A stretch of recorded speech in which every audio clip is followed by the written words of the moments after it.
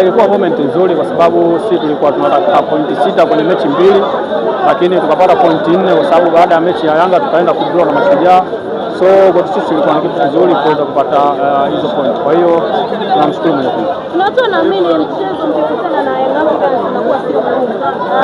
Kwa mara ya kwanza mnakwenda kuonyesha ubabe na kuvunja unbeaten michezo bwana mbili ambayo kwa hawajafungwa. Pengine mwalimu alizungumza nini zaidi wakati tunakwenda benchi la ufundi? Mwalimu alikuwa anatuambia tuondoe hiyo fikra na tuondolee jamii hiyo fikra kwamba tukikutana na Yanga tunakuwa ni mdegwedo.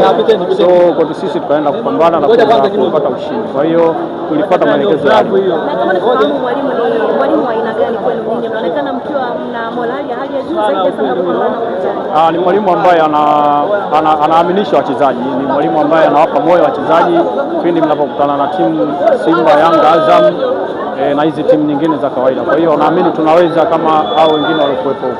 Wengi walikuwa imani kubwa Waziri Junior leo anaweza kwenda kufront champion, anakwenda kufanya makubwa mbele ya Simba.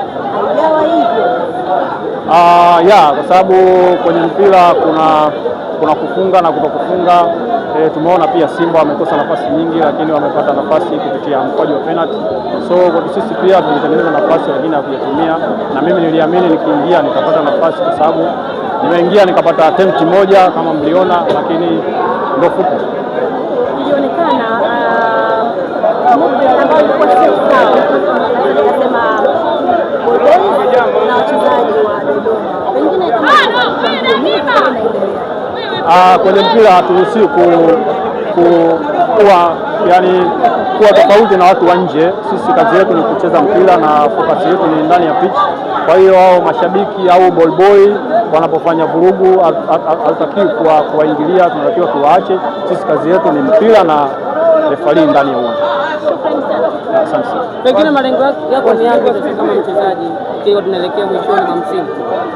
Kwanza malengo kama timu ni kuhakikisha timu inapata nafasi ya 4 ya 5 kwa sababu ndio nafasi zetu. Hiyo nafasi ya kwanza na ya pili wapo Giant ambao hatuwezi kuwafikia kwa point. Kwa hiyo katika malengo ya timu ndio tuko katika changamoto hiyo kutafuta nafasi ya 4 na 5.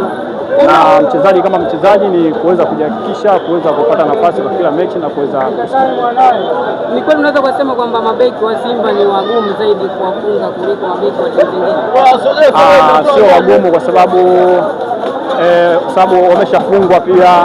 Beki mgumu ni yule ambaye hajawahi kuruhusu goli kwa sababu na wao wanaruhusu goli. Kwa hiyo hakuna ugumu wote. Shukrani sana. Asante.